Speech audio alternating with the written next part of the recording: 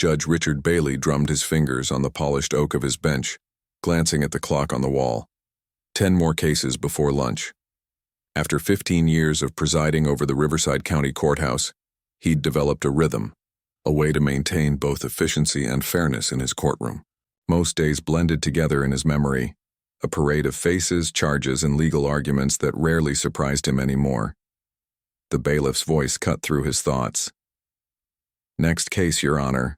The State versus Anthony Wilson." Richard looked, down at the file scanning the charges. Petty theft and trespassing. Nothing unusual for a Tuesday morning. He adjusted his glasses and looked up, expecting to see just another defendant.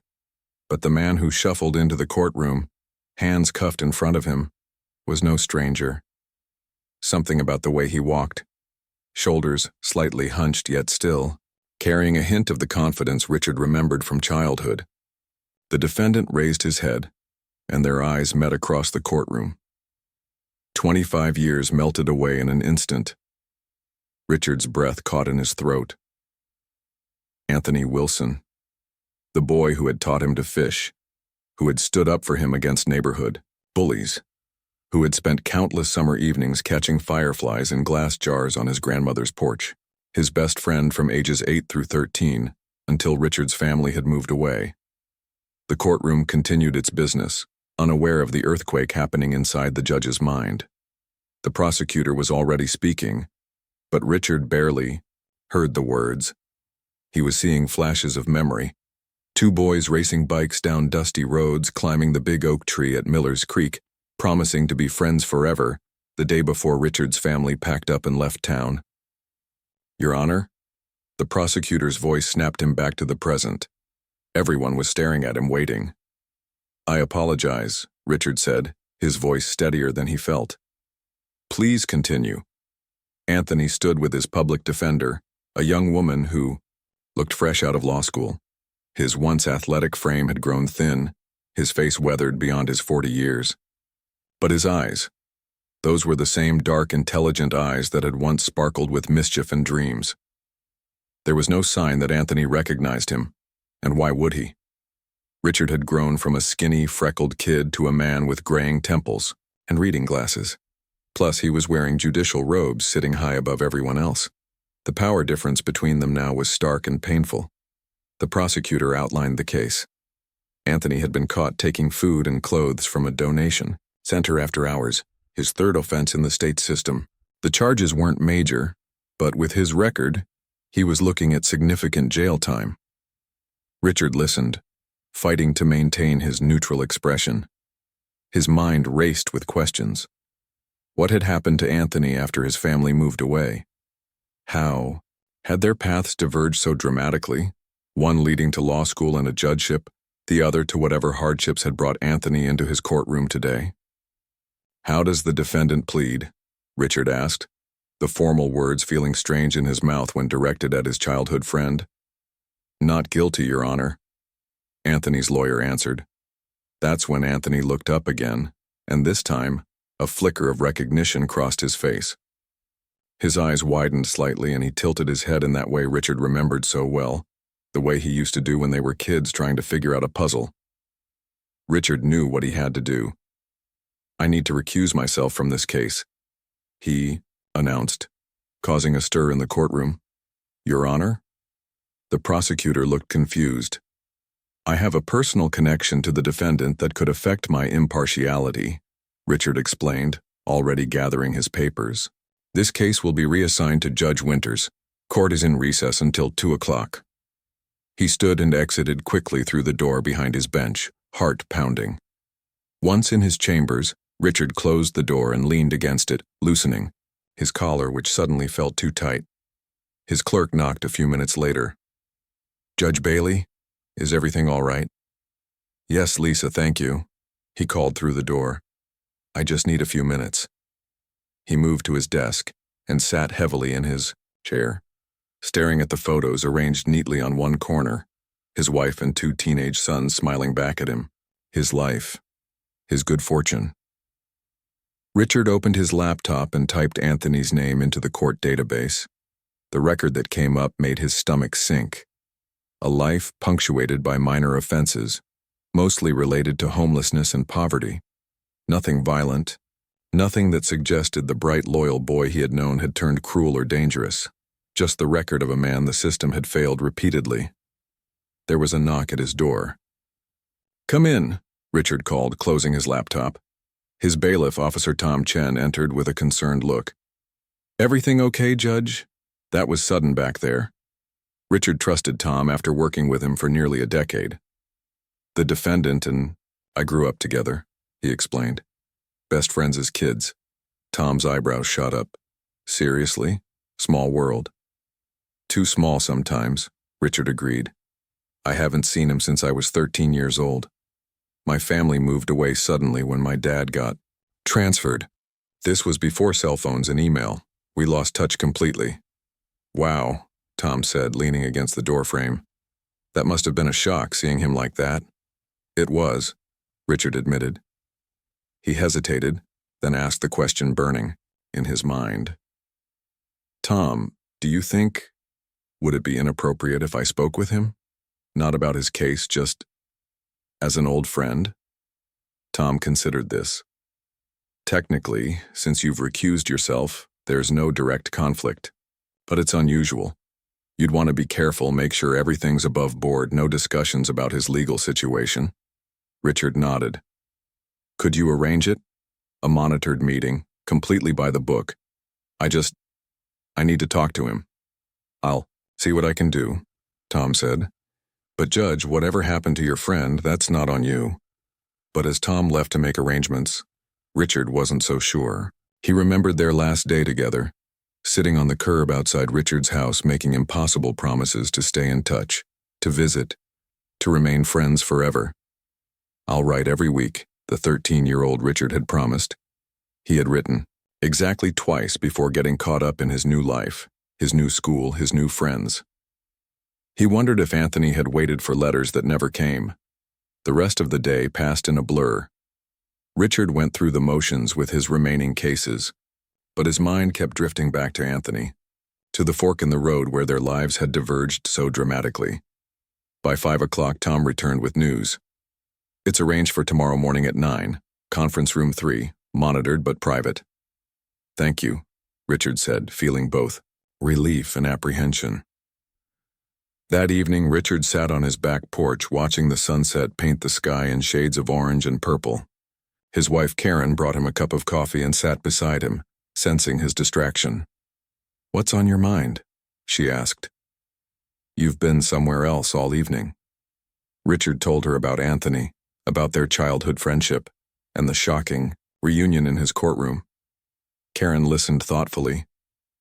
"Life can be so random," she said finally. "The opportunities we get, the chances we miss. It could have easily been the other way around." "That's what scares me," Richard admitted.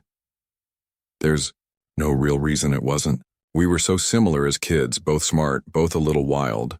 But my family had money, connections. His didn't. So what are you going to do?" Karen asked. Richard looked out at the darkening sky. "I don't know yet, but I need to hear his story. I owe him that much." That night, Richard couldn't sleep. He found himself digging through old boxes in the attic until he found what he was looking for, a faded photograph of 2 boys standing proudly beside a rickety treehouse, arms thrown over each other's shoulders, gap-toothed grins wide under the summer sun. He sat on the attic floor, holding the picture under the dim light, remembering the day it was taken. Anthony's grandfather had helped them build that treehouse, teaching them how to hammer nails and saw wood. "You boys remember," the old man had said. "Friendship is something you build. Takes work, takes care, just like this here treehouse." Richard had forgotten those words until now. Tomorrow he would see if anything of that friendship could be salvaged from the ruins of time and circumstance. Tomorrow he would face his old friend and the different paths their lives had taken. And maybe, just maybe, he would find a way to make things right. Richard barely slept that night. Each time he closed his eyes, memories flooded back, clear as day despite the decades that had passed. He remembered the creek where they'd caught tadpoles in jelly jars, the corner store where they'd pooled pocket change for candy, and the old oak tree where they'd carved their initials inside a rough heart. RB plus AW friends forever. At 6 a.m, he gave up on sleep. He showered, dressed, and sat at his kitchen table with coffee, flipping through a photo album he'd dug out of storage. There weren't many pictures from that time. This was before parents documented every moment of childhood. But the few that existed told a story of genuine friendship. There they were, at Anthony's 10th birthday party, both grinning with chocolate cake on their faces. Another showed them holding fishing poles at Cooper's Lake, proudly displaying a small base. Richard lingered on one photo taken at the county fair, the boys with arms thrown around each other's shoulders, cotton, candy in hand, joy radiating from their faces. "You were up early," his wife Karen said, joining him at the table in her robe. She glanced at the photos and squeezed his shoulder. "You two were close." "We were," Richard said quietly. "We did everything together for 5 years. He knew me better than anyone back then." "What are you hoping will happen today?" Karen asked gently. Richard closed the album. "I don't know. I just need to understand how we ended up so far apart, why his life went one way and mine another." Karen poured herself coffee. "Just be careful, Rich. You're still a judge even if you're not handling his case." Richard nodded, knowing she was right. There were boundaries he couldn't cross, ethical lines that remained even in these unusual circumstances. He arrived at the courthouse early, parking in his usual spot but sitting in his car for several minutes, gathering himself. The building looked different somehow this morning, more imposing perhaps. A place where lives were changed, sometimes ruined, with the bang of a gavel. Tom was waiting for him at the side entrance. "Everything's set," he said. "Conference room 3. Officer Miller will be stationed outside the door. No recording, but she'll be able to see through the window." "Thank you," Richard said. "Has he arrived?" "Yet?" "Being brought over from county lockup now," Tom confirmed. "You sure about this, Judge?" Richard nodded. "I need to do this." He waited in the conference room, a neutral space with a table and chairs, not his chambers with all their symbols of authority, not a cell with its implications of punishment. He'd left his judge's robe behind, wearing instead a simple blue button-down and khakis. He wanted as much equality in this meeting as possible. When the door opened, Anthony entered, with a corrections officer who nodded to Richard before stepping back outside. Anthony wore an orange jumpsuit, his wrists cuffed in front of him.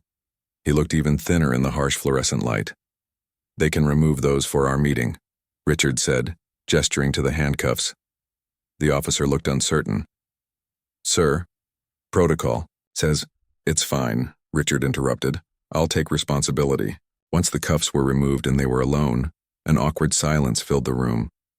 Anthony stood by the door as if unsure whether to approach. "Please sit," Richard said, gesturing to a chair across from him. Anthony moved slowly to the table and sat, his eyes never leaving Richard's face. "So it is you," he said finally. "Wasn't sure in the courtroom. Thought maybe I was seeing things." "It's me," Richard confirmed. "It's been a long time, Anthony." A ghost of a smile crossed Anthony's face. "Nobody's called me that in years. It's Tony now." "Tony," Richard repeated. "I'm sorry for arranging this meeting out of the blue. When I saw you yesterday, I couldn't believe it." "Yeah, well?" Tony glanced around the room. "Life's funny that way. Look at us now. You in your fancy suit, me in orange." The bitterness in his voice was unmistakable, and Richard couldn't blame him for it. "I wanted to know what happened to you after I left." Tony leaned back in his chair, studying Richard's face. "Why?" "Curious how the other half lives." "Because we were friends," Richard said simply. "Best friends. And then one day we weren't in each other's lives anymore." Something shifted in Tony's expression, a softening around the eyes. "Yeah, we were." He sighed deeply. "What do you want me to tell you, Richard? That my life went to hell after your family moved to the nice suburbs? That I missed having the one friend who didn't care that I was the poor black kid from the east side? Richard absorbed the words, feeling each one like a blow. I want you to tell me whatever you want to. I'm just here to listen. Tony was quiet for a long moment, then began speaking, his voice low and measured. My mom died when I was 16. Cancer. Couldn't afford decent treatment. I went into foster care after that. My grandparents were already gone and my dad wasn't in the picture. I didn't know, Richard said softly. I'm so sorry. 3 different homes in 2 years, Tony continued. Last one was the worst. Foster dad had a drinking problem, used his fist to solve it. I ran away at 17, lived on the streets for a while. Richard thought of himself at 17, worrying about prom dates and college applications, his biggest problem being whether he'd get the car on Friday nights. Got my GED eventually, Tony said. Even had a decent job for a while, working construction. Was saving up for community college. What happened? Richard asked when Tony paused. Tony's eyes grew distant. Life happened. Got injured on the job, back injury, no insurance, got hooked on pain pills they gave me at the emergency room. Lost my apartment when I couldn't work. Been up and down ever since. Each word painted a clearer picture, filling in the 25-year gap with hardships Richard could barely imagine. He thought of his own life during those same years. College, law school, marriage, career advancement, his comfortable home, his healthy children. There's something else. You should know, Tony said after another long pause. He leaned forward, elbows on the table. You remember Old Man Porter's shop? The one that got vandalized that summer before you left? Richard frowned, thinking back. The hardware store? Someone broke the windows and spray-painted the walls? Yeah. Tony nodded. They blamed me for it. My first run-in with the juvenile system. But you didn't do it, Richard said automatically. Anthony, Tony, had always been mischievous but never destructive or mean. Tony's eyes locked with his. No, I didn't. You did. The words hit Richard like a physical blow. What? No, But then the memory came rushing back. A dare. A rock thrown harder than intended. Panic as the glass shattered. You were showing off for those rich kids from the swim club, Tony said, his voice eerily calm. You wanted them to think you were tough. But when the glass broke, you all ran. I was the only one still there when Mr. Porter came out. Richard felt sick. Tony, I never knew. You never asked. Tony cut him off. I took the blame. Said I did it alone. They believed it. Why wouldn't they? The black kid from the poor neighborhood had to be me, right? Why would you do that? Richard whispered.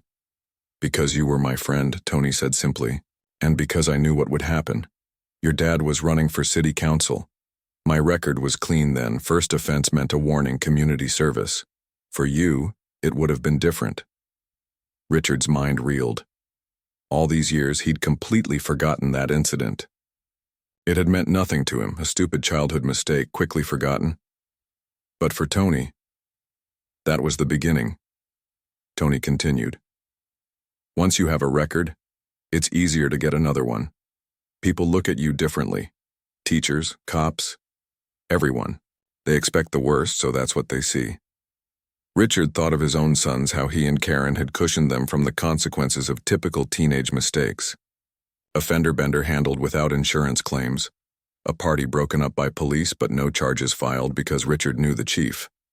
Safety nets his sons didn't even realize were there. I've been thinking about you, though, Tony said, his tone lighter.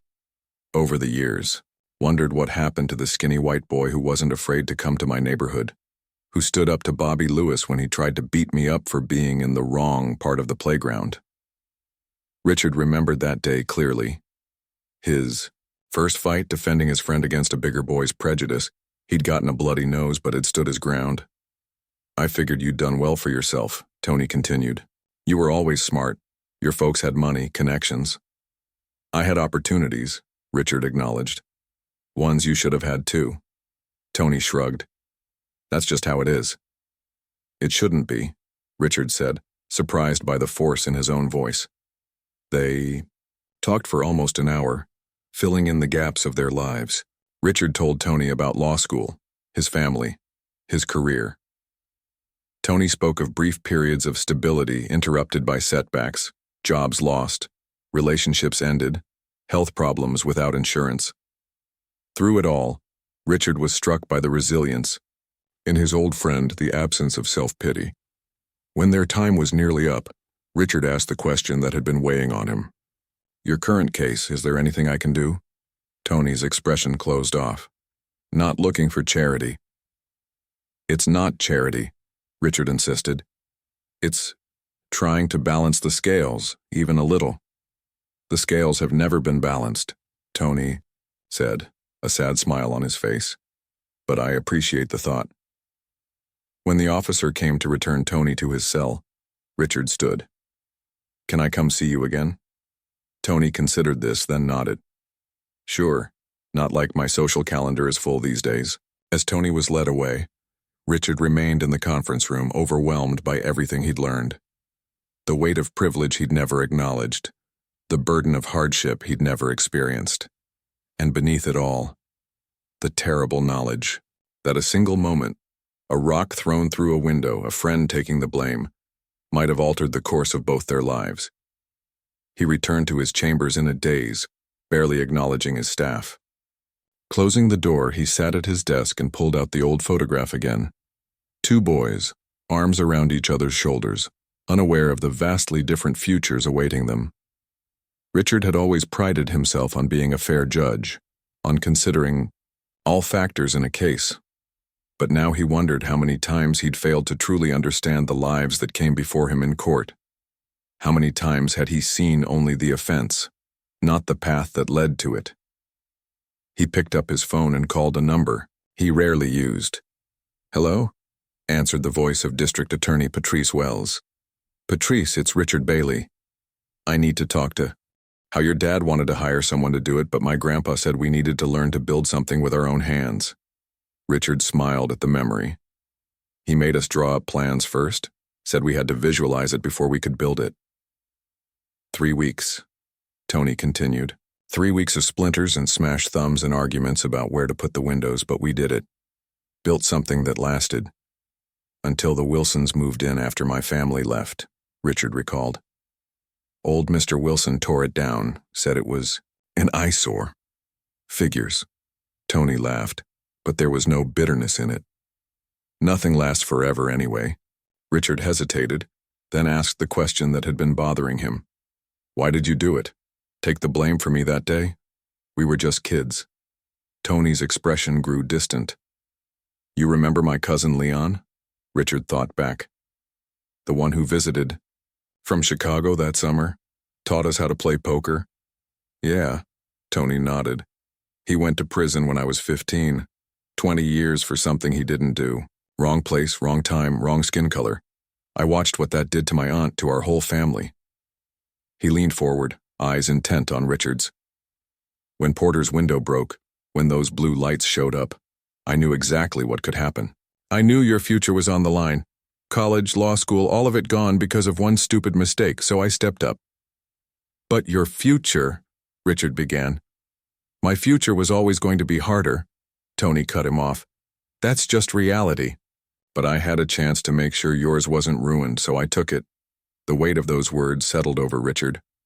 A 12-year-old boy had understood what he, now a judge with decades of legal experience, was only beginning to fully grasp: the fundamental inequality in how the system treated them.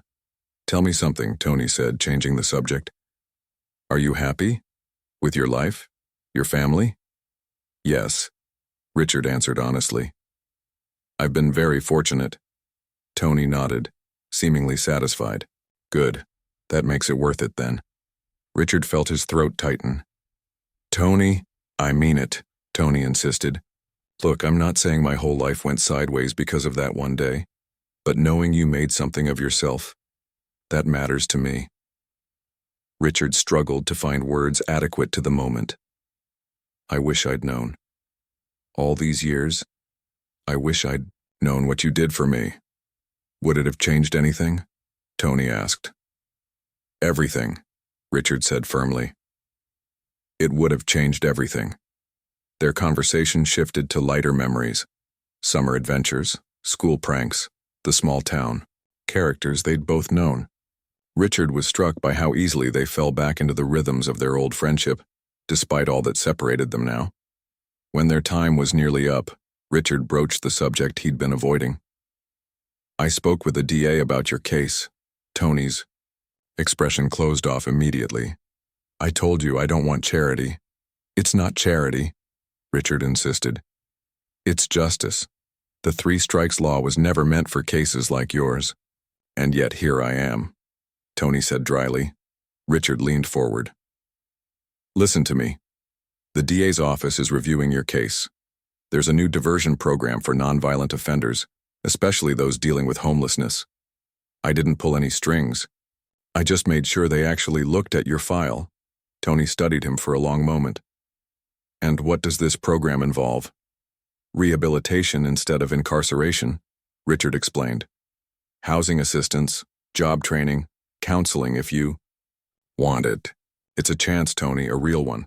And if I say no? Richard sat back. Then that's your choice.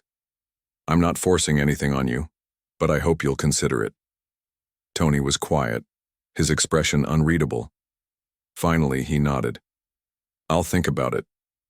As their meeting ended and the guard came to escort Tony back to his cell, Richard said, I'd like to keep visiting if that's okay with you. A small smile crossed Tony's face. Sure. Not like I've got anywhere else to be. Richard left the jail, with mixed emotions. Hope that he might be able to help his old friend, anger at a system that had failed him so completely, and shame at his own blindness to the privileges that had shaped his life. That evening, he sat with Karen in their backyard, watching the sunset and telling her about his visit. He sounds remarkable, she said when he finished. To have endured so much and still not be bitter. Oh, he's bitter, Richard corrected. He has every right to be. But there's something else there too, a kind of wisdom I never earned. Karen took his hand. What are you going to do now? Richard squeezed her fingers.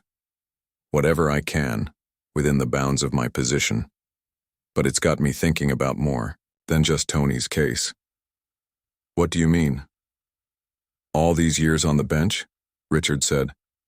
I've tried to be fair, to consider individual circumstances, but I've been operating within a system that was never designed to be truly equal. How many other Tonys have come before me, and I never recognized it? Karen considered this. You can't change the past, but you can change what you do going forward. That's what I'm thinking. Richard nodded.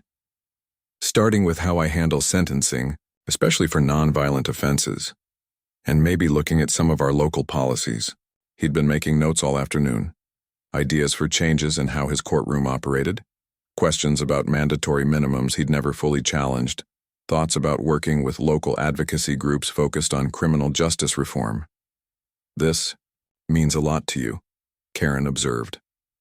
He took the blame for me, Richard said quietly. A 12-year-old kid sacrificed his clean record to protect mine, knowing exactly what it could mean for his future. And I never even knew. You know now, Karen reminded him. I know now, Richard repeated. The next morning, Richard was reviewing case files in his chambers when his clerk knocked on the door. Judge Bailey? There's a reporter from the Riverside Times asking for a comment. Something about your connection. To a defendant? Richard froze. What? His clerk looked uncomfortable. Apparently someone at the jail mentioned your visits to Anthony Wilson. The reporter is asking if it's true you were childhood friends. Richard's mind raced. He wasn't doing anything unethical. He'd recused himself from Tony's case immediately, but the appearance of impropriety could still damage both his reputation and, more importantly, Tony's chances for a fair hearing. Tell them I'll call back in an hour, he told his clerk. Once alone, Richard called District Attorney Wells again. I already heard, she said before he could explain. The Times called my office too. Patrice, I swear I've maintained all ethical boundaries. I recuse myself immediately. I haven't discussed specifics of his case. I know, she interrupted. That's not why I'm concerned. This could complicate the diversion program possibility. Judge Reynolds is already getting questions. Richard closed his eyes, thinking. What if we got ahead of this? What if I spoke openly about reconnecting with a childhood friend, about seeing firsthand how differently the system treated us? That's risky, Patrice cautioned. Politically, professionally. I don't care, Richard said, surprised to find he meant it. What matters is that Tony gets a fair chance. And maybe, just maybe, this could start a larger conversation about who our system actually serves. After hanging up, Richard sat at his desk thinking about the path forward. The easy route would be to distance himself, to issue a brief statement acknowledging the childhood connection, but emphasizing his recusal and proper judicial conduct. But something deeper pulled at him. The memory of two boys who had promised to be friends forever, one of whom had kept that promise in the most profound way possible. He couldn't distance himself now, not when he'd already been absent for 25 years. Richard picked up his phone and called the reporter back. This is Judge Richard Bailey, he said when she answered. I understand you're working on a story about Anthony Wilson and me. Yes, Judge, the reporter replied, sounding surprised he'd called personally. We received information that you and Mr. Wilson were childhood friends and that you've been visiting him in jail. Would you care to comment? Richard took a deep breath. Actually, I'd like to tell you the whole story. It's about friendship, privilege, and what justice really means in our system. Are you interested in that? Absolutely, the reporter said. When can we meet? As Richard arranged the interview, he felt both trepidation and a surprising sense of purpose. For the first time in years, perhaps for the first time since taking the bench, he felt like he might be able to make a difference beyond the confines of his courtroom. He thought again of Tony's words. We built something that lasted. Perhaps it was time to build something new, something that might help correct the imbalance that had shaped both their lives in such different ways. The article ran on Sunday, front page of the Riverside Times. Richard sat at his kitchen table, coffee growing cold as he read it for the third time. Justice reconsidered.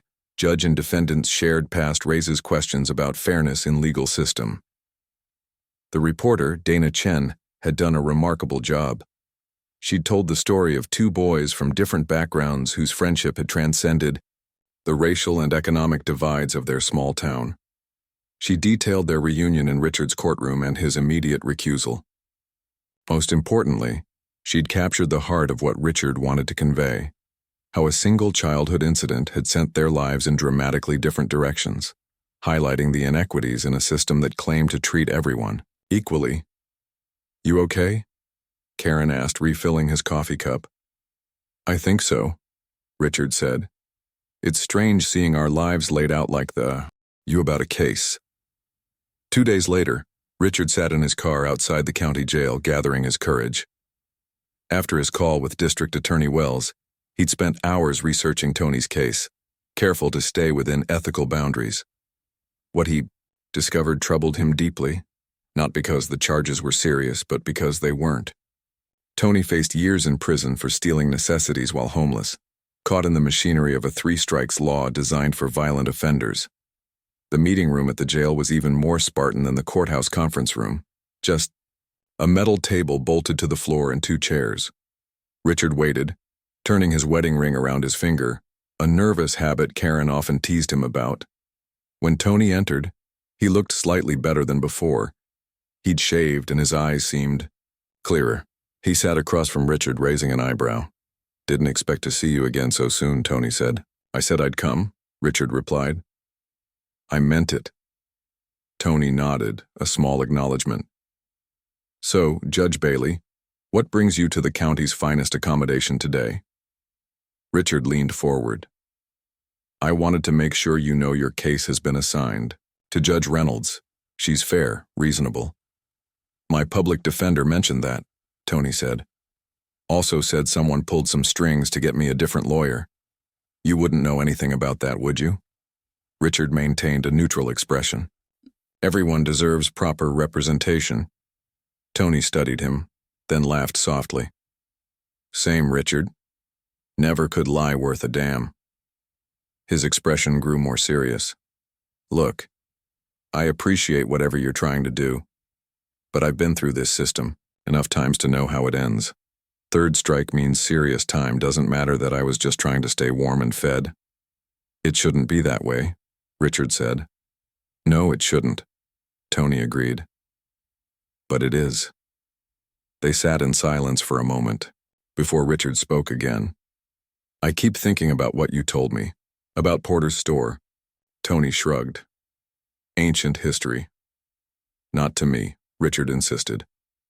I've been thinking about it constantly. How one moment, one mistake, sent our lives in completely different directions. It wasn't just that, Tony said. It was everything. Where we were born, who our parents were, the color of our skin. That just made it all official, gave the system a reason to keep an eye on me.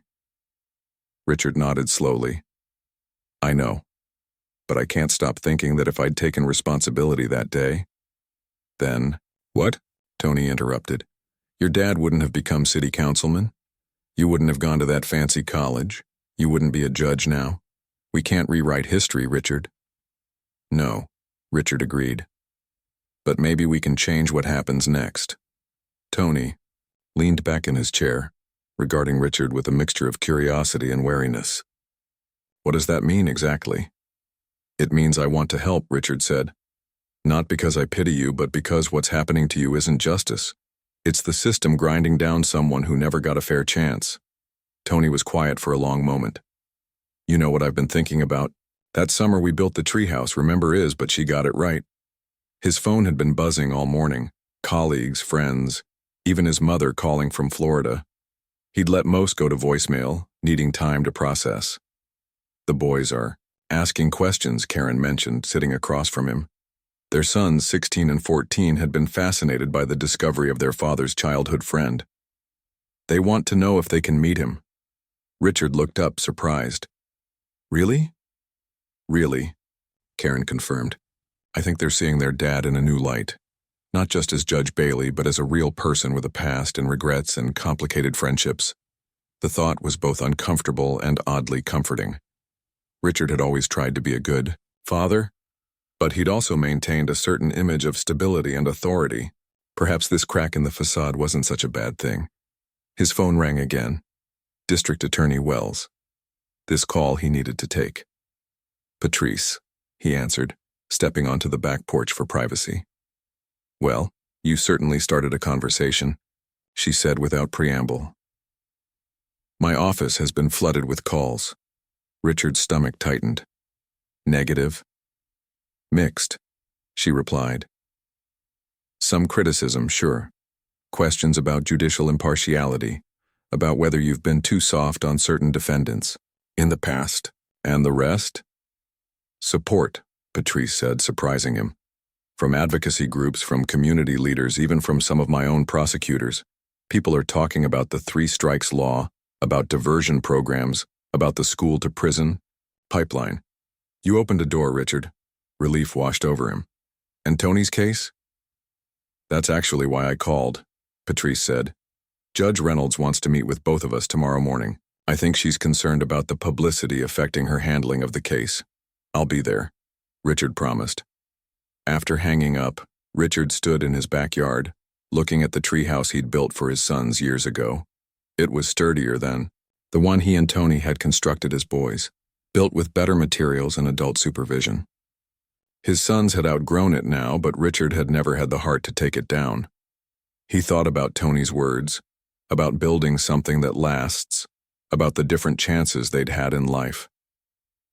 The meeting with Judge Reynolds the next morning was tense. A no-nonsense veteran of the bench, she got straight to the point. This media attention complicates things, she said, looking between Richard and Patrice. I've got calls from the mayor's office, from advocacy groups, even from the state attorney general. I understand, Richard said carefully. But I hope it doesn't negatively impact Mr. Wilson's case. Judge Reynolds gave him a long look. That's exactly my concern. I need to ensure that whatever decision I make is based on the law, not on public pressure, or personal connections. Of course, Richard agreed. But I would argue that increased scrutiny might actually help ensure fairness. Too many cases like Tony's, Mr. Wilson's, go through the system without anyone looking closely at the circumstances. The diversion program is still on the table, Patrice added. His case fits the criteria we established when the program was created. This isn't special treatment. Judge Reynolds tapped her pen against her legal pad. And what about the perception that Judge Bailey used his influence to help an old friend?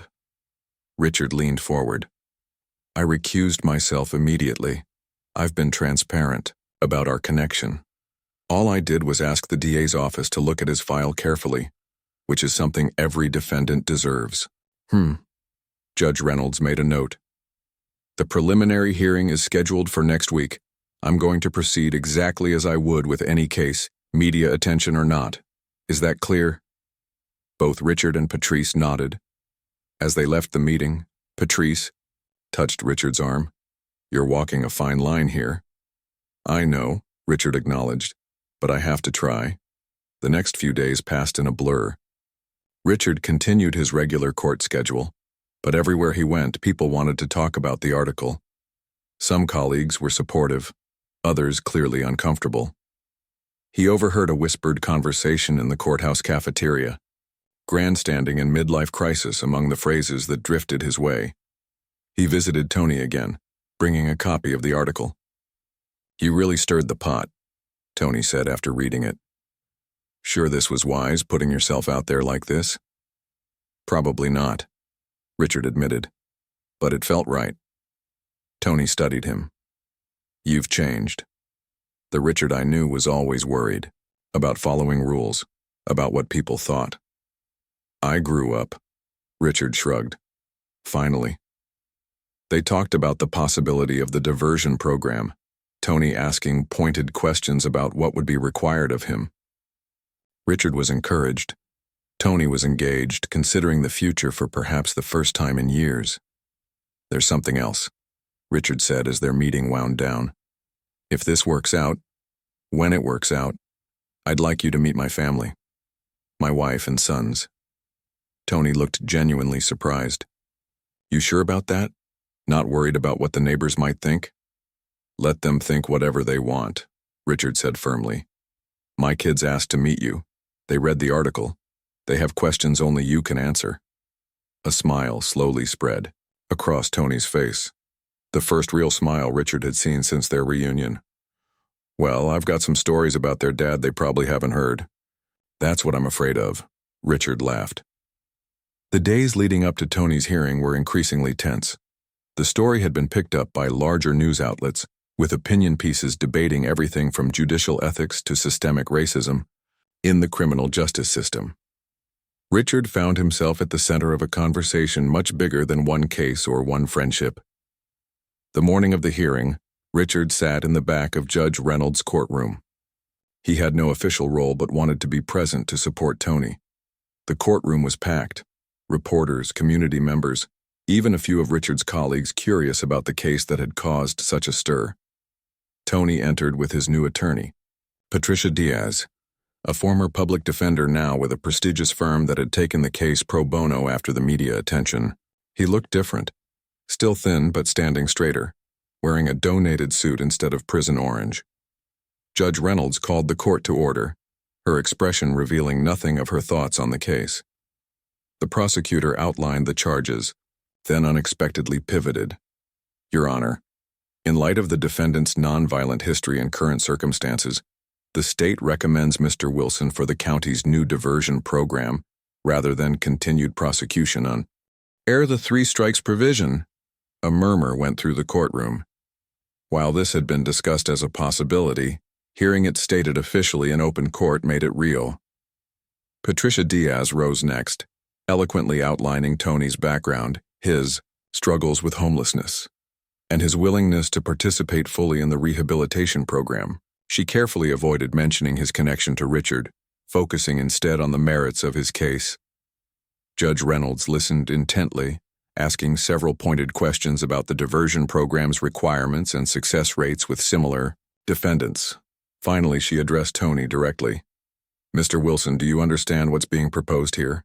This program requires strict compliance with all conditions: housing restrictions, regular check-ins, counseling sessions, job training. It's not an easy path.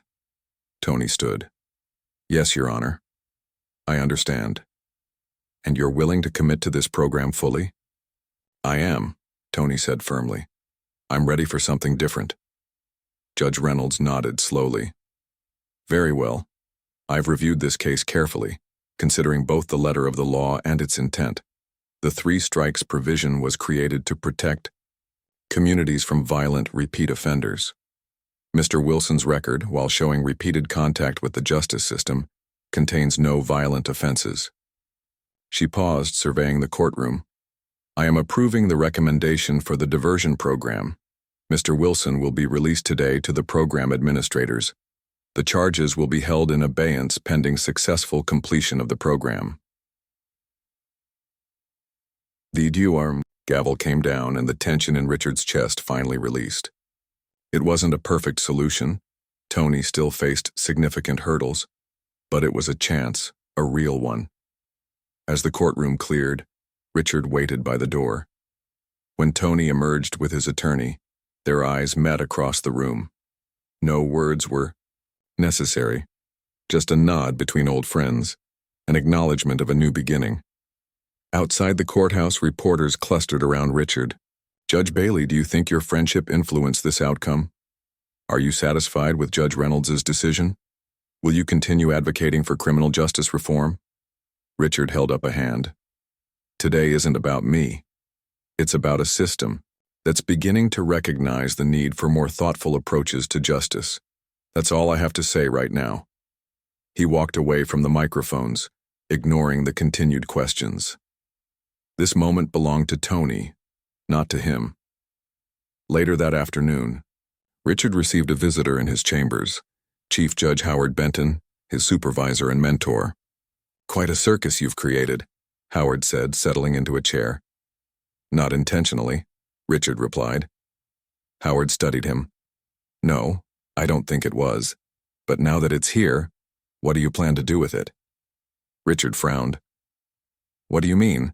I mean, you've shined a spotlight on inequities that many of us have recognized but few have spoken about openly. You have people's attention. The question is, what will you do with it? Richard hadn't thought beyond Tony's case, beyond trying to help his friend. But Howard's question resonated. He did have a platform now, a voice people were suddenly listening to. I'm not sure, he admitted. I don't want to overstep my role as a judge. Howard nodded thoughtfully. Our role is to interpret and apply the law, but perhaps part of that responsibility is to speak up when we see the law being applied in ways that undermine its ultimate purpose, justice. He stood to leave, then paused at the door. The judicial conference next month. They're looking for speakers on alternative sentencing approaches.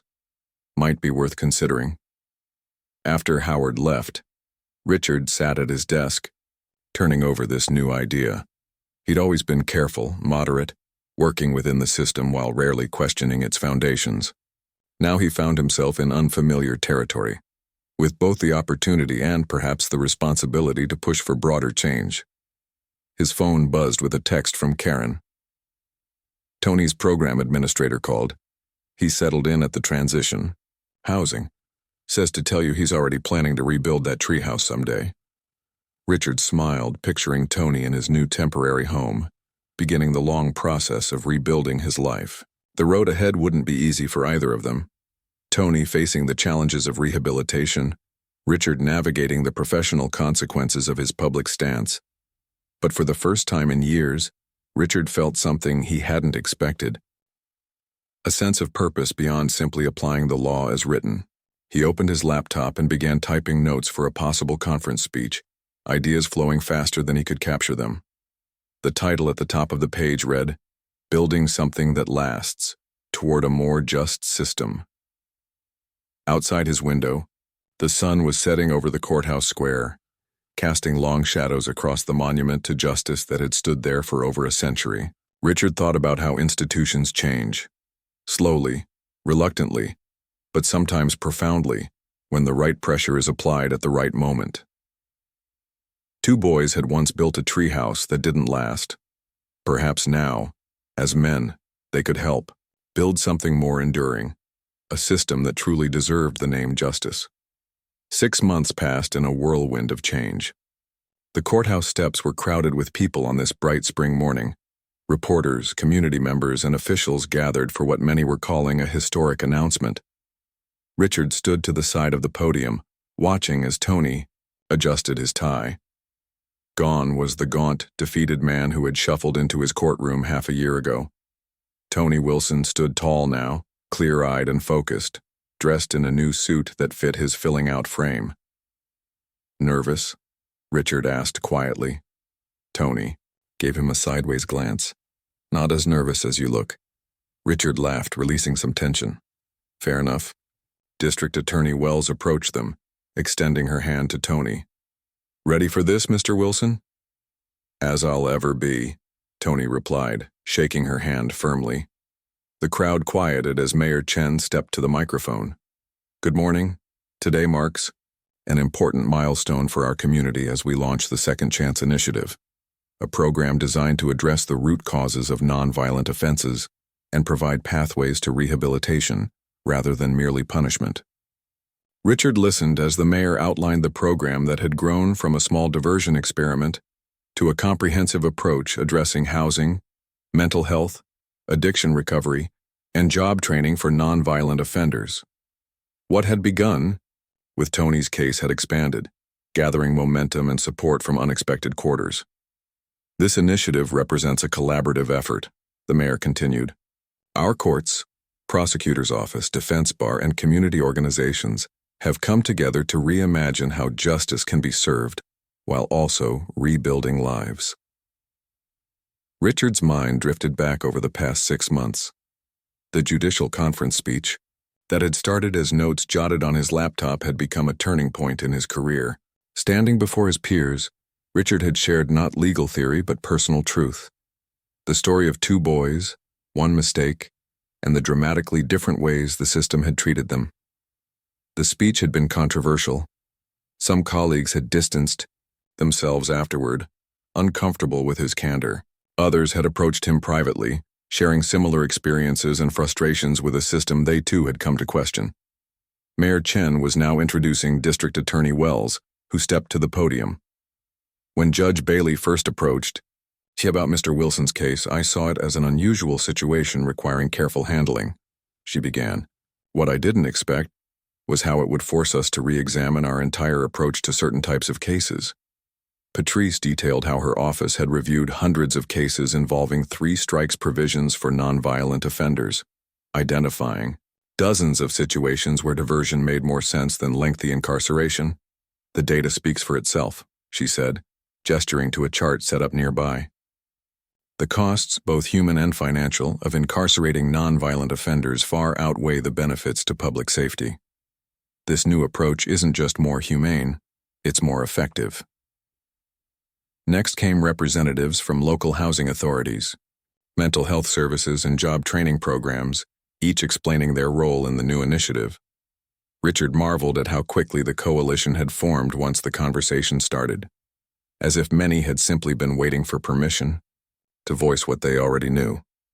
Finally, it was Tony's turn to speak. Richard felt a surge of pride as his friend approached the microphone with confidence. "6 months ago, I was facing years in prison for trying to survive while homeless," Tony began, his voice strong and clear. "Today, I stand before you as the first graduate of the pilot program that led to this initiative, and now, as its first community advisor." The crowd applauded. Tony waited for quiet before continuing. "My story isn't unique. What's unique is that someone in power actually took the time to see me as a person with a history, not just as a case number or a criminal record." Tony glanced at Richard before continuing. "Judge Bailey and I grew up together. We were best friends as kids. Life took us in very different directions, not because he was smarter or worked harder, but because the system was designed to give him second chances and to deny them to people like me." The honesty was breathtaking. Richard watched the crowd absorb Tony's words, some nodding in recognition, others shifting uncomfortably. "This initiative isn't about excusing criminal behavior," Tony emphasized. It's about recognizing that punishment alone doesn't solve the problems that lead to crime in the first place. It's about making our community safer by addressing root causes: poverty, homelessness, lack of opportunity, mental health, and addiction. He outlined his new role, working directly with program participants, using his experience to help guide others through the rehabilitation process. As he spoke, Richard thought about their weekly dinner at Karen's insistence, how Tony had become part of their family circle, teaching Richard's sons about resilience in ways their privileged upbringing never could.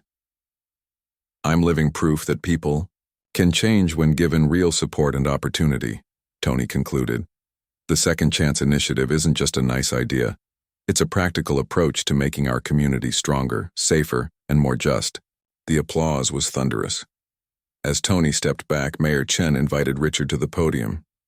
This wasn't part of the planned program, and Richard gave the mayor a questioning look. They need to hear from you too, she said quietly. Richard approached the microphone, suddenly aware of the journey that had brought him to this moment. 6 months ago, he had been a respected judge, known for fairness but working comfortably within the system as it existed. Now he was viewed as either a reformer or a radical, depending on who you asked.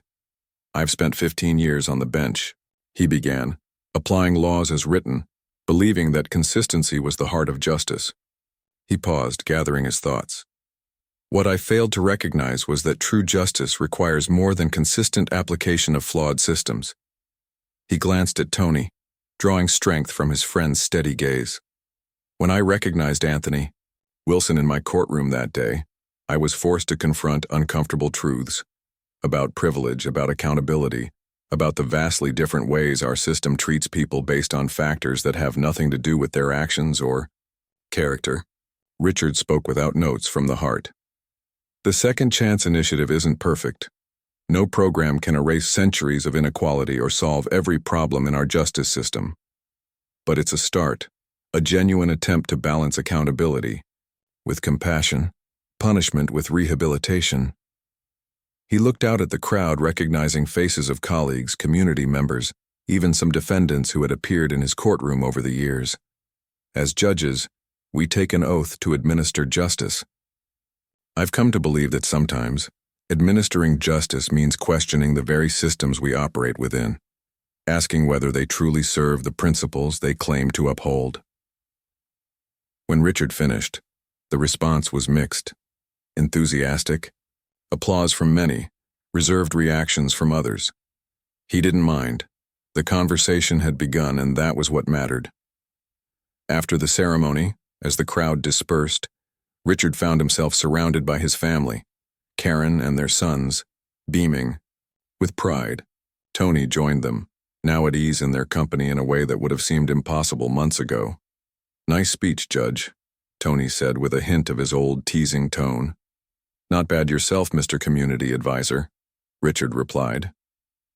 Karen squeezed Richard's arm.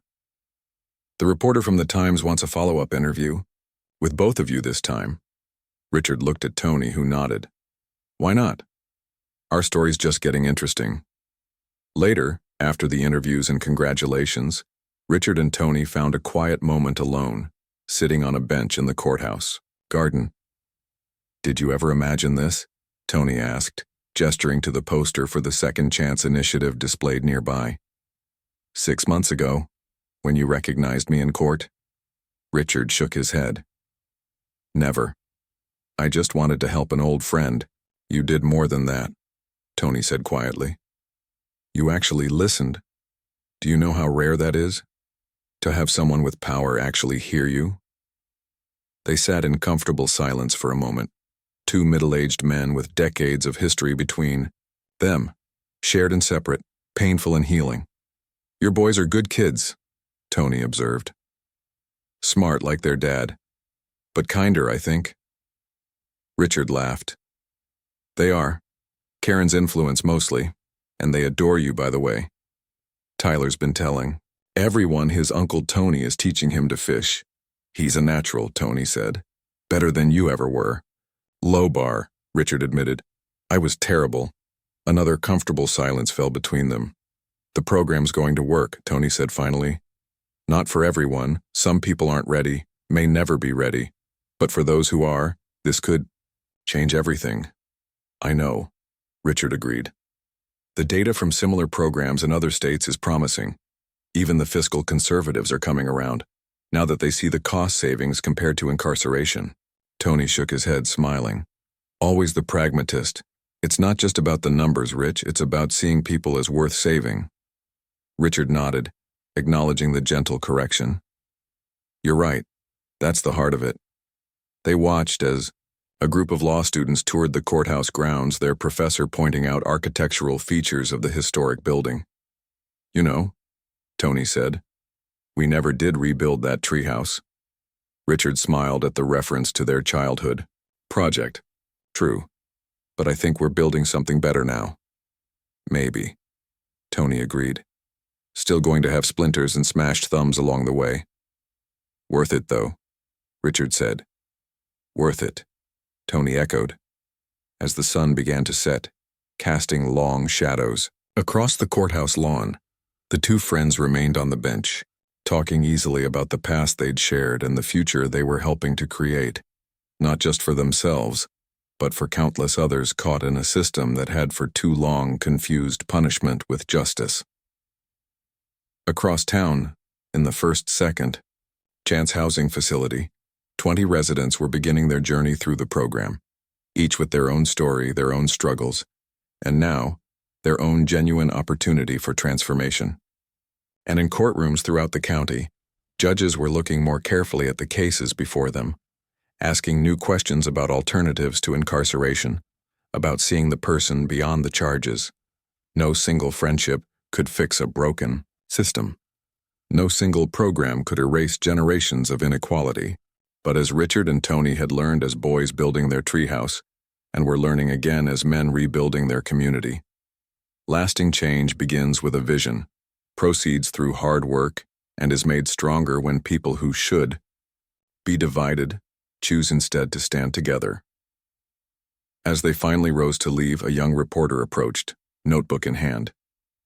Judge Bailey, Mr. Wilson, could I ask what you think is the most important aspect of the Second Chance Initiative? The two friends exchanged a glance, years of shared history passing between them in an instant. Seeing people for who they are, Tony said simply. And for who they can become, Richard added. Together they walked down the courthouse steps and into the community they were working to transform. Two paths that had diverged decades ago, now converging again with purpose and hope.